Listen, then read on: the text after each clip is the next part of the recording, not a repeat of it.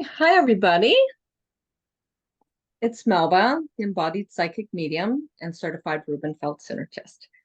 And as I had posted a couple times over the last few days, I was going to have on my friend and my kidney recipient for a discussion on our experience, having gone through a living donor and transplant of kidney. So here is my friend um, and a fellow wonderful human being, Stewart McKechnie.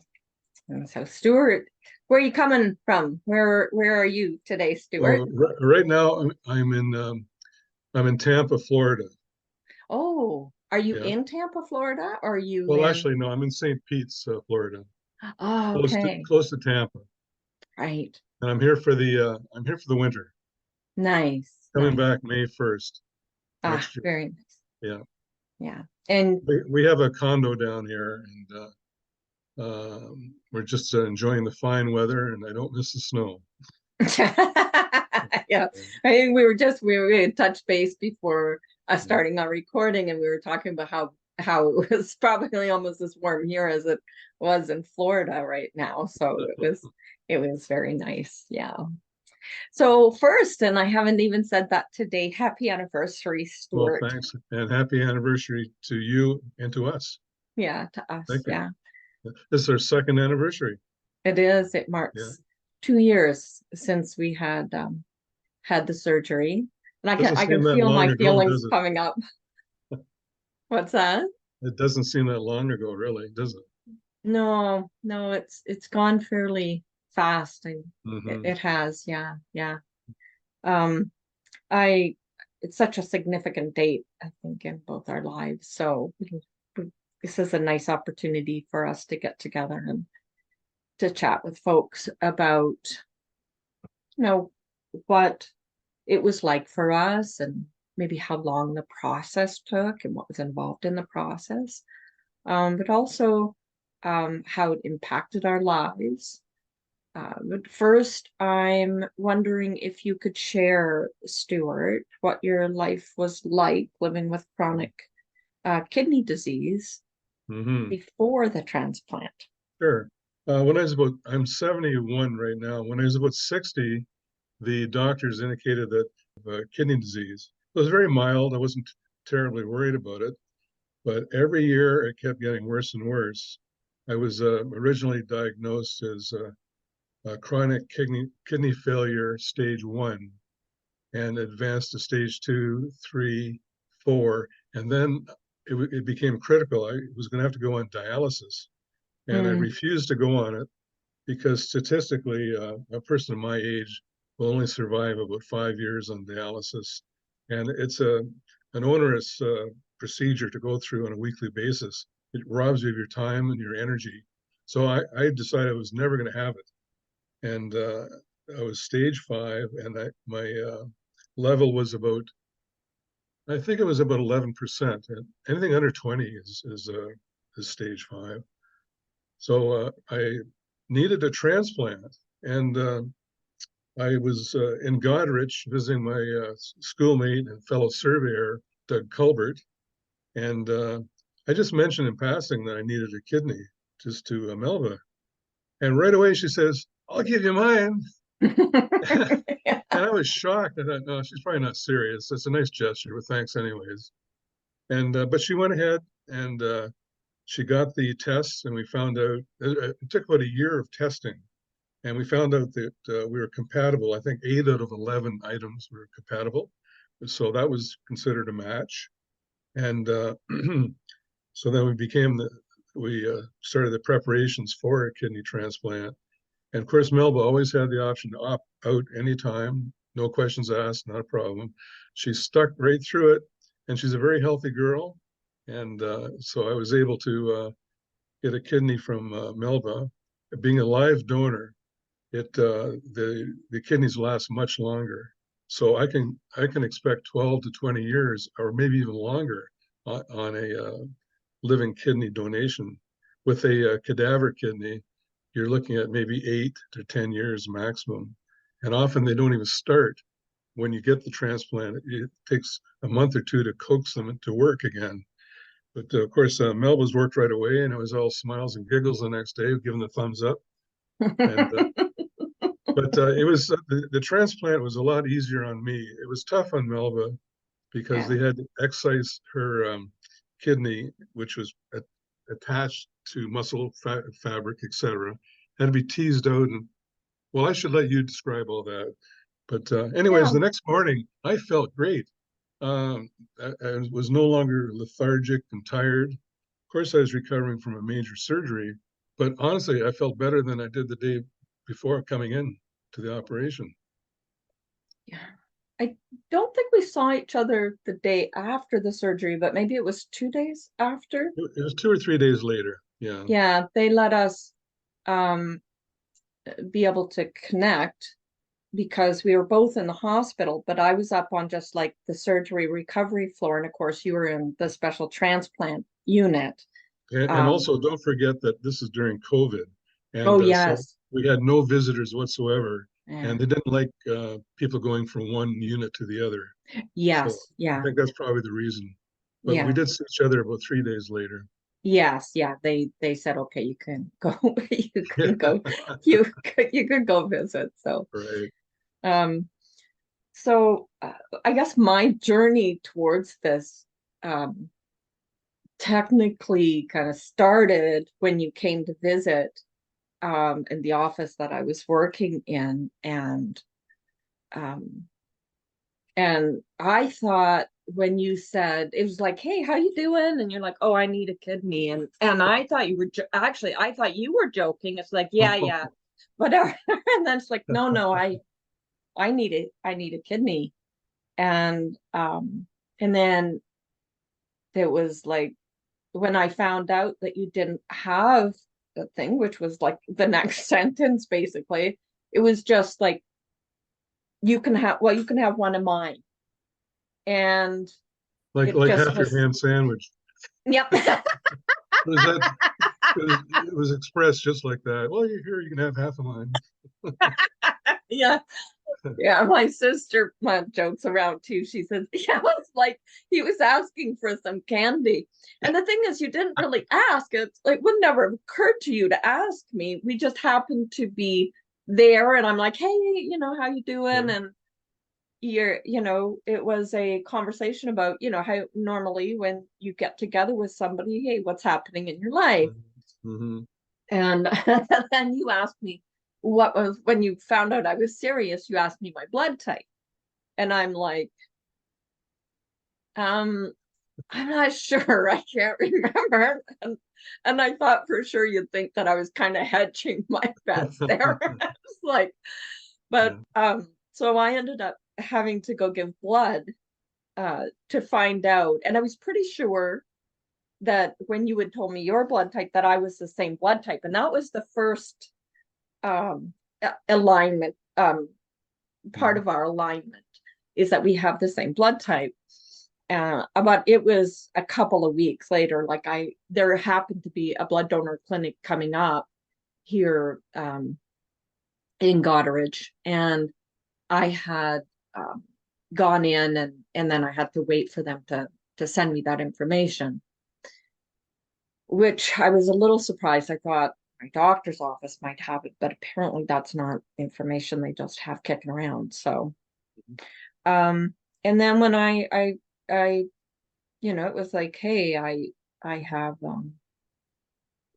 where I go so far, and then I had to reach out to the hospital, London University Hospital, which has a transplant unit for both um, living transplant unit for both kidney and liver.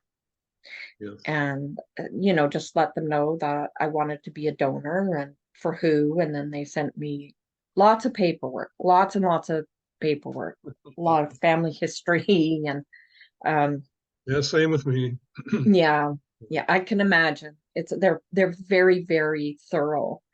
And then they had to sort of look at that um, before they would even kind of have me come in and talk.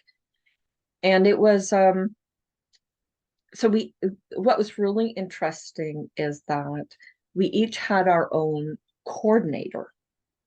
So I had my kidney coordinator, living donor coordinator, and you had your own coordinator. So as we went through the process, they would tell us, at least this is what happened with me. She'd tell me what was going on and what I could expect. And, Yeah. always from everybody I saw, from the doctors because I also had a social worker that I had to go see. And my coordinator was always, you can always change your mind, always change your mind. Okay. And they would ask, is this still something you want to do? And it's like, yes, yes. But I liked that they did give that throughout, because perhaps I know there are times when people, for whatever reason, they change their mind, or there's Mm. something they hadn't thought of. Yeah. I'd given it a lot of thought. Some of the things that you have to think about is, well, what if my kids, might need a kidney sometime? Well, that won't, they won't be getting one from me, right? or a sibling, or that type of thing. And I thought, well, my kids have each other, they can get themselves kidneys. And um and I also thought, well, here's somebody who I know in my life right now who does need one. And Hmm. why do I want to, what if? Because chances are they may never need one. And the other consideration is, then I only have one kidney. And so what if something happened? What if I developed kidney disease, or what if I needed damage, and what if I needed one? So I was telling my sister, well, you keep yours just in case, just in case I need one sometime. Right. So So um you'd be first on the list if you ever had a kidney issue. yes, and that is something that they make quite clear too. And I think as a living donor, um, they there's a sense of being very valued, and your health and your wellness, and they want to make sure that giving a kidney is not going to impact the quality of the donor's life.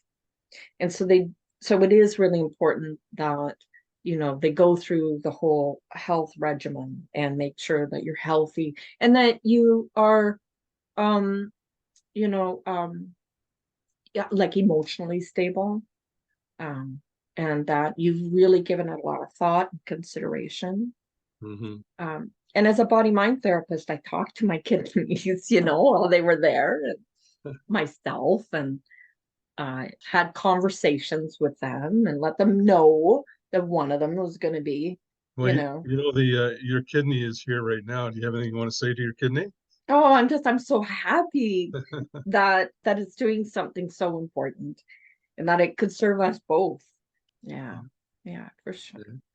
Yeah. So, um, and so then I guess I think the process from the time you came and I said you could have one of mine was about a year and a half till our surgery. Hmm. That's kind of what I'm thinking it was, but there was about a year of tests and stuff, everything from like blood tests and I CT was doing my scans. part as well prior to surgery. Is that 5 years before the surgery, I became a vegetarian because I was Yeah. roughly 270 pounds like all the time. And then I was hospitalized for pulmonary edema and my weight went up to 300. I was really bad shape. I could hardly breathe. And so when I got out of the ICU, I was determined to get in good shape. So I Hmm. went on a vegetarian diet. I became a vegetarian and managed to get my weight down to about 226 prior to surgery. And I also gave up drinking, Hmm. anything to health. And I had a very active exercise program, which mainly consisted of walking. I walked everywhere. I used to Yeah. every other day I might walk maybe 5 kilometers, there's all kinds of trails around Waterloo, and I really enjoyed that. It was a pleasure to do it. So I got my weight down to a reasonable level because I want to do everything I could do to prepare for the surgery to make sure that it was successful. Because, of course, Melba, you're really putting yourself out for me. I want to make sure that it was successful. So that's what I did Right. to prepare. Yeah. Mhm. Yeah. Yeah. And that's a lot, because it's an entire lifestyle change Yeah, that yeah. you undertook. And I'm Um, still on it too. yeah. No, Yeah, of course. Yeah. yeah. Yeah. Because you've said plenty of times, and I really, really feel, and you know, that you're you're taking care of yourself in that way, Mhm. honors Yeah. the I have an obligation to you and the hospital, the right, surgeons. They all put their energies into saving my life. And right, I can't let everybody down. So that's my focus is that I owe all these people their time and energies that they put in to save me. So right. I continue to do that. And Yeah. I'm living a good life. Yes, yes. And you don't want to let yourself down either, No, right? no, So, yeah, because you're a big part of the equation. of course. So, It's all me, so. me, me, me. Well, I'm glad that you're living a good life, and Oh yeah, yeah. that's that's the whole Every night thing. I have a friend Patrick down here, and every night without fail we go for a long walk, Oh, and it's wonderful. probably I don't know maybe probably only a mile, but we do it every day, and uh, and it's a nice time to have a nice chat with the friend, and it's so pleasant down here with the you know in the dark with the Christmas lights up, and it's Oh, a real yeah. pleasure to go for a walk. So Yeah. I'm doing that, and of course watching my weight as well. Yeah. Yeah. One of the things that I've been instructed to do is to continue drinking lots of water. I've always drank lots of water for many years now, but it is Cheers, something. Melvin. Yeah, cheers. Yep. Um, and so sometimes I get off track a little bit, but I always get back on track. Like I know Mhm. that about myself. There are times when I'm more mindful of these things. I'm wondering if you had any fears Oh, of about course. Naturally, with surgery like that, before they put you wonder, am I ever going to wake up again? mm, And I was delighted to wake up a few hours later. But yeah, you just never know. If I'm going to go, I want to be there. right. Yeah. I But want to be awake when I go. I won't be university asleep. hospital staff and nurses and doctors, they can't do enough for you. Oh They're yeah. very empathetic, and they they really monitor your health very carefully. Of course, I have Hmm. follow-ups. Originally I was going every month for follow-up, and then it was every 2 months, then 3 months. Now I'm going in about every 6 months. I'm Oh, actually flying back for 1 week to go to London for a checkup, and it's more because I want to do it than they right, ask me. They say, "Oh, you can wait till May. That's fine." So right. I'm a low risk person with 2 years under my belt. Uh, Yes. now I did have some complications after surgery, and I did spend maybe an extra 3 weeks in the hospital uh, uh, because some of my levels were too high. But Right. they managed to get control of that as well. Yeah. So at one point, yeah, it wasn't looking too good there, but they managed to sort out my problems by adjusting my medication, and now I think they got it spot on. And luckily, I take about 19 pills a day. None of them, Wow. none of them affect me. I don't have any issues or stomach issues, or I just take them and get on with my day. Yeah, So I'm that's very good. fortunate. Yeah, Yeah, that's good. Yeah. And I remember, if you don't mind me sharing, yeah. I didn't know that you were in the hospital I didn't after want to broadcast it. I I wanted to get better and get out. I didn't want to disappoint anybody. yeah, yeah. And you were concerned that, oh, what if something happened, then you know, you would have wasted my kidney, and Yeah. that's not how I felt at all. I mean, the fact that the day after the surgery, and you were just like, wow. And I can remember it's like I can pee now, and the fog's leaving my brain. But don't And forget what I told you is that now I have to sit down to pee. oh yeah. And one of the doctors came in and he said, Stuart, any changes in you emotionally after Yeah. the surgery? I said, yes, I'm very emotional. I cry very easily. All I'm right. starting to tear up now thinking about it. Yeah. But it could be I have some sort of a influence from you is kind of in my body now. Can't Yeah. really explain it. Maybe somebody out there can explain it. But yeah, I do feel very emotional, especially when you talk about the transplant. Yeah. Yeah.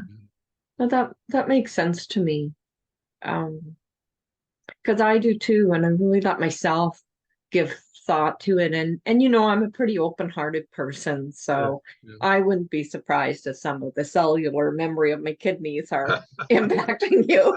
Well, you've made me a better person. Oh, well, I kind of feel like I've taken a bit of a leap into that too. I think making that decision, or it wasn't even, I didn't even feel like I made it. I just felt like it just kind of flowed. And when I had said it was technically, it started when you had mentioned you needed one, but there was Yeah, always a sense that if I could be a living donor, whether it was bone marrow or kidney or a liver, that would be something I would like to do, and it always kind of felt present with me. And then I listened to a woman a few years ago when I was at a conference in Vegas, and she had just received a kidney from a second cousin or third cousin or something. And she was mhm, talking about one of the hardest things for her was asking people, would you be willing to, donate your kidney if it was a match? And somehow that stuck with me. I really heard that. And and I think that was one of the other reasons why it just kind of like, it was just like, hey, you can have one of mine. You don't yeah. have to, you don't have to ask me. And Just, and by the way, I wasn't going around asking people for kidneys. My family were aware, and I think they were yeah, considering it, but they were a little hesitant for various reasons. yeah, And of course. yeah, but yeah, I would have a hard time walking around. Hey, can I have a kidney? And $5 for gas. So you Yeah. made it very easy for me. I Well, really I'm did. glad. Yeah. I'm glad because I think But, you had shared with me that you probably but wouldn't even thought but to it's to important ask to me. underline the fact that I would not be talking to you today if it wasn't for your generosity and kindness. I love you, Melba, for that. Well, I love you too, Stuart. Yeah. You're on equal Uh, footing with my own sister. Well, That's how come much I care on. about you. She's That's just, jealous, by the way. oh. And I'm sure Janice is watching this right now. Don't worry, Janice, I still love you. Or if she isn't, she will. Yeah. She will be. Yes, hi, Janice. Well, Janice is an absolutely loving human being and wonderful. And she went with she was at the kidney walk also in September, Yeah. which uh, which was really nice to be able to spend some time with her also Mhm. and get to know her a little bit. Last weekend, she went on Make-A-Wish walk for Oh, children that have a last wish to go to Disneyland or whatever. yes. So she raised a lot of money for that. She's a Oh, really good excellent. person. She is a good person. Yeah. Yeah, she is a good person. Um, But let's talk about me. let's talk about you. Um, what I was gonna say is that um the recovery for the tran the donor tends to be a little bit different than the receiver, person receiving the transplant. And it's a different psychology, and it was explained to me, but I kind of figured that that might be the case anyway. Because when usually if you're going in for surgery, it's to fix something or make something better or take something that's ill out. But when you go in for a transplant as a living donor, you're already really healthy when you go in. You feel really good. And then they're cutting this piece out of you that's working quite well. It's like and the surgeon, my coordinator, said the day, I think it was that day, she's like, oh, when the surgeon got my kidney, and it was my left kidney, that's the one they take if the kidneys are comparable. He's like, this is an excellent kidney. So I'm like, that was the next. So I was really happy about that. However, it was still like, oh my gosh. And to be honest, if there was one thing I could do different going into the surgery, it would have been getting more rest beforehand, because I had some jobs that I was trying to get out. I'm self-employed, and I worked till about 1 o'clock in the morning. And Mhm. then I went to bed for 2 hours because I had to get back up at 3 so we Yeah, could be all at the hospital for 5:30 in the I'm morning. And glad you showed up. what's that? I'm glad you showed up. I did. That you didn't sleep in. Glad I didn't sleep in. It's like and the so it was I was pretty tired, and so that it would be something, but I just kind of felt compelled to get that job out, and I had promised it. Um so coming out of the surgery, I was really tired, and then they make you get up, and it was awful. It was and I'm sure people that have had abdominal surgery before understand that. Mhm. Um, and my recovery though went very well. Um, I had some, the food was the thing. I think at the Yeah, tell the hospital, story, Melba. it was so bad it made me cry. That was the worst part of the whole experience for you, right? That's Give this right. girl a sandwich. Was I She had to was beg for food. I, I did. And they kept you make up this little menu, and I kept saying, oh, that sounds good, and kind of look forward to it, because there's not a lot to look forward to. I was sleeping when I wasn't being taken care of, and then the nurses are coming every 4 hours at night, but there were four people in the room, so it was every hour, and that I was kind of feeling like waking up. So I took the opportunity to rest when I could and get up and walk. And then I got to go down and see you. And you had lasagna that day for lunch. And you were like, oh, this is pretty good. And I'm like, I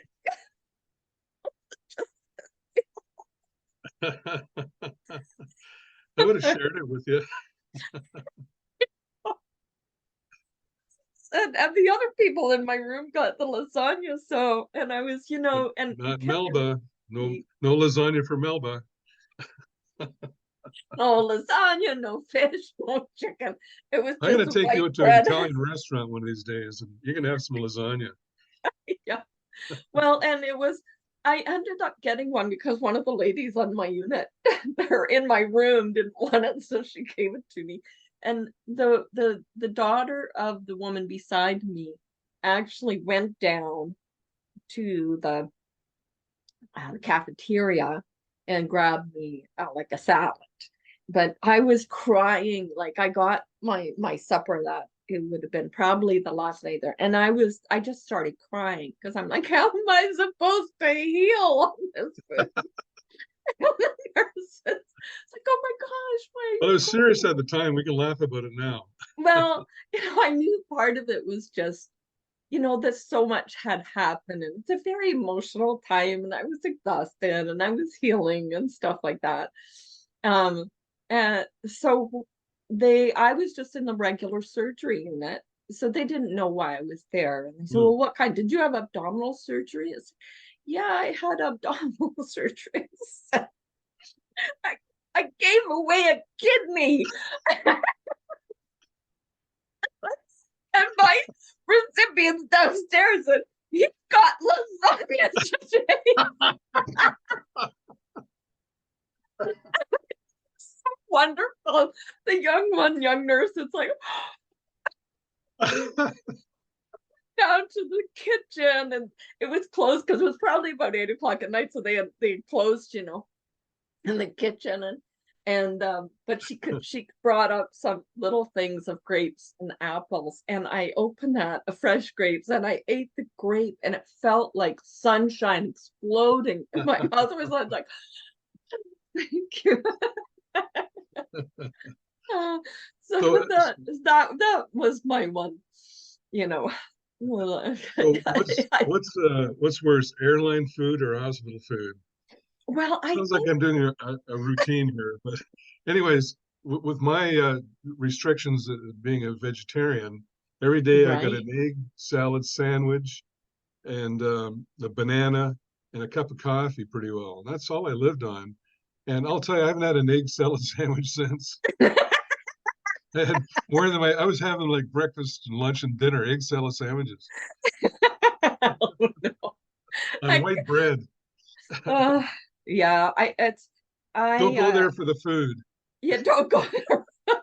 And I think I might have even been warned by my coordinator. She might have said, there's been some feedback around the food. But and she really also um um uh, invited me, and suggested that I actually write to, the board or whomever. There's a place where people can send their experiences or their suggestions or Yeah. complaints, I guess. And she said because it's really important for them to be able to find that out. And there was a couple other little things, but boy, the nurses were just wonderful. Mhm. And I kind of thought I was being a little bit, this is what happens. I kind of thought I was being a little bit bitchy while I was there, probably because I was a little tired. And then at the day I was leaving, the one young nurse was um, wheeling me out. And I said, I'm sorry if I've been a little, cantankerous or a little, hard. And she looked at me, she goes, "Oh my God, it's been such a pleasure." I'm like, oh, so either everybody else is really awful, or I just my sense of what irritable. I think that was the word, maybe. No, you should have got preferential treatment for being an altruistic person. Well, They should have put a once crown on they your head and fed you whatever you wanted. Order yeah. it from the nearest restaurant. Oh, they were really really good, and even before that, they were all very young nurses too, young compared to me anyway. So Mm. yeah, so I have no complaints about that, and the surgeons were great, and yeah, so it was a really really good experience. I had only had one little trepidation during the process leading up to the surgery during that year and a half, and that was when I was told I wouldn't be able to use ibuprofen anymore or an anti-inflammatory, Mm-hmm. and that I could use Tylenol. That my Right. go-to for, so sometimes I have shoulder inflammation and stuff like that. My go-to is always ibuprofen, and My so go-to is morphine. oh yeah, yeah, Yeah, they gave me quite a prescription, but I don't take it. I yeah, would only take it in extreme circumstances, and it's been a long time since I've right, needed it. Yeah. yeah, yeah. Well, they But I definitely remember being in the hospital, and after surgery, you've got all these tubes in you and lines and IVs, and you knew you were getting better because every few days they pull one of them out, one less to worry right. about. was like I was a pinata, you know. Yeah. They kept pulling these things out of me. So finally, when they're all out, what a relief that was. Oh, I bet. I bet. Plus it'd be, you know, Yeah. easier to, get around without all the tubes. But that wasn't my first surgery. I mean, I've had a mastectomy when I was 22, a gallbladder removal when which is I think it was 33. Um, and then of course the this surgery now. So I've had three surgeries in my life. Right. So I was oh, and also a tonsillectomy. So it's four. So I kind Right. of knew what I was walking into. And you know, when you and I were lying on those beds side by side, Yeah. I was so relaxed. I wasn't worried about anything. I Hmm. think they must have given us a mild tranquilizer or something. Do you remember? No, I don't think I got anything like that, but I do remember feeling very carried in this energy of love. And Mm, I think part of that was our communities. I had reached out to my Rubenfeld community, um, maybe a few days before, and told them what was going on, and if they could send love and stuff like that. And sure.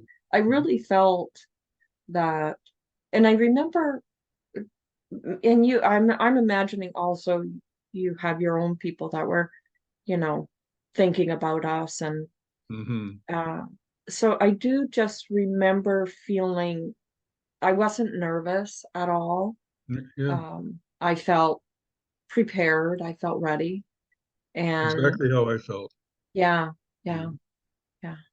Um, so, and I would never change it. Horrible as that food was in the hospital, I'd still go through with it. Yeah. And so I did. I felt like it was um, a very profound experience, and it was for me. It was also there was a spiritual aspect of Hmm. it, Hmm. and I so believe in karma, and I think what goes around comes around. yeah, Yeah. yeah. I felt in many ways like because I'm but you know who I am, and we've Hmm. discussed things like past lives and stuff like that, Hmm. and karma, Yeah. and balancing. And so I really felt in many ways it was a gift also to my own spiritual development that you offered me a gift in Interesting way that of looking at it. in yeah, Well, giving I me think the that opportunity. there's a simpatico between the two of us. We've had many discussions when you were working at my Hmm. office. We just stop work and just chat for 45 minutes. So Yeah, yeah, I have a good feeling of the workings of your mind and who you are. And I yeah, think you do of me as well. absolutely, yeah, Yeah. absolutely, yeah. Mhm. I'm a better person for knowing you. uh And well, I'm not I'm talking about the transplant either. oh, thank you Yeah. so much, Stuart. Mm. I'm wondering if there was anything else that you wanted to share before we maybe Yeah. close. Um, there was something I was going to mention, but I totally forgot it already. One of the things that I found a little surprising when I found out about the process of them taking my kidney, that they don't, I just always assumed they'd just take one of yours and put mine in, but they don't do Hmm. that at all. No. So technically you have three kidneys, Well, the two are atrophied because right? yours is so powerful. The other two said, "Hey, What am we I give here up. for? We just give up." So they're probably all shrinked up like this, Yeah, kind of yeah, in my back, lower, kind of in my back area. But the one that you donated is kind of tucked in my pelvis. Uh, right. yeah, so it's protected with the pelvic bone. It's a Oh, great nice. place to put it. Yeah, Yeah, yeah. Because that hadn't occurred to me. So it was, wow. But of course, it makes perfect sense. That would be the easiest route to take, right? yeah, And yeah. and And the you know, fact, I have no sense of a foreign object in my body. I don't feel it. It just feels like yeah, me. yeah, Yeah. yeah. Well, that's wonderful. Hmm. That's wonderful. Hmm. Well, I am.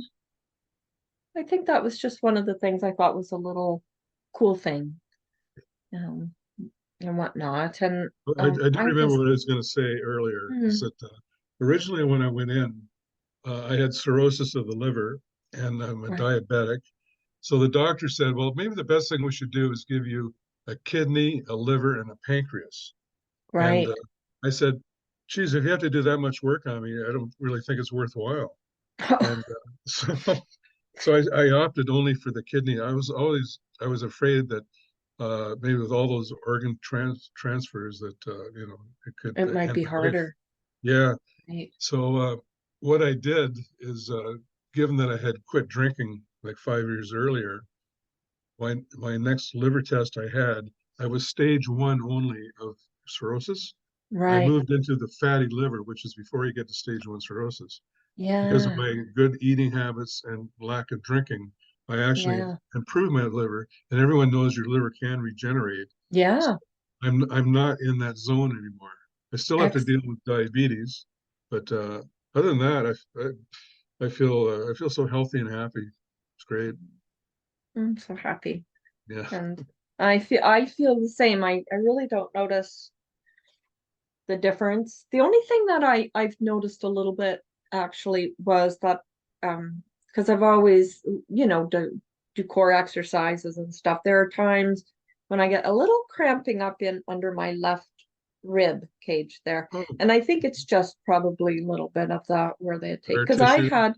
I had like a 4-inch scar along my bikini line and then one 4-inch scar and four 1-inch scars where they took it out, like Hmm. incisions, I guess is Sure. incisions.